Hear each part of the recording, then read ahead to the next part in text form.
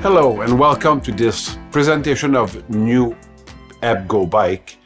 I'm Alain Bergeron. I'm with Alexis, who's in charge of development. Alexis, could you talk to me about the new specs of that Modal bike? Yes, really exciting bike that we're bringing.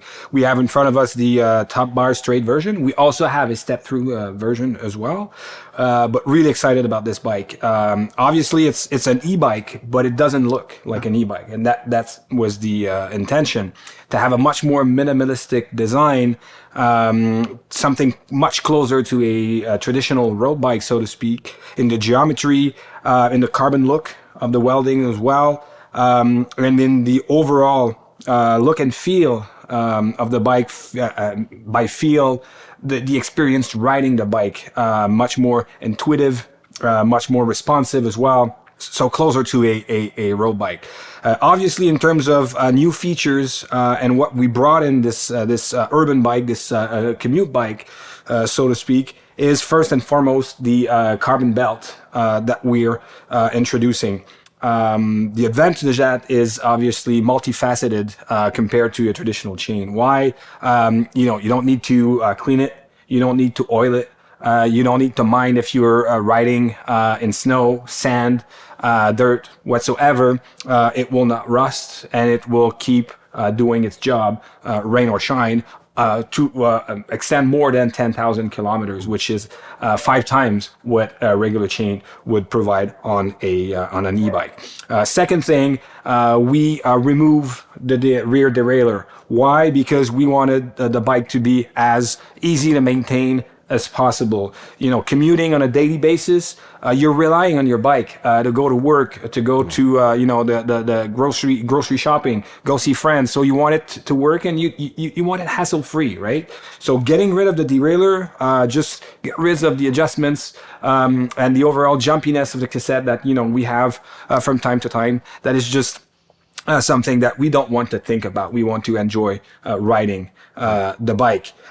So people are looking at this bike and they're like, well, if it's a single speed, it must be hard to sort of ride and pedal. But the good thing is that obviously we were aware of that, and that's why we introduced a torque sensor in the bottom bracket, which makes a huge difference in providing power, matching the effort that you're putting into the pedals, meaning that if you're going uphill, the bike will detect that you're putting more watts on the pedal and will assist you as such. If you crest that hill, if you start going down, it gets easier, it will reduce the assistance. So a much more intuitive feeling, much more responsive, again, in the experience, in the assistance, and just really, really fun to ride. Speaking of motor, 350 watt. Hub motor coupled with a smaller battery to limit the size of the down tube and make it look good, but also provided a good autonomy.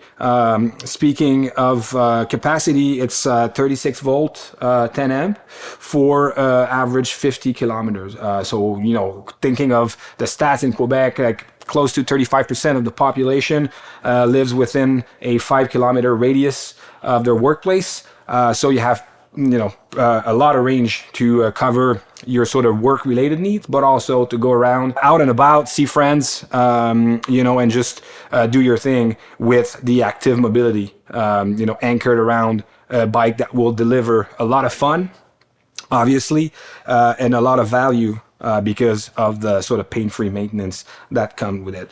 Another thing that I want to point out is the cockpit that we wanted, again, as minimalistic as possible. So a much smaller LCD screen that has all the features and functionalities that are required to ride an e-bike, obviously, but that we've coupled with a USB-C port that enables first of all, front light to be fed from the battery of the bike, and we're talking about a 800 lux front light, which is powerful enough to move around the city safely, but it's also a good way to charge your phone as well from the battery of the bike. So a cool little feature that adds a lot of value, and that fits in well with what we're trying to do with this bike, which is to provide the best value for money obviously, but also provide the best service in the industry, because we're talking again to people that will mostly be depending on this bike as part of a broader mix of intermodality, hence the name, the Modal, as a mode of transportation. So it has to be reliable.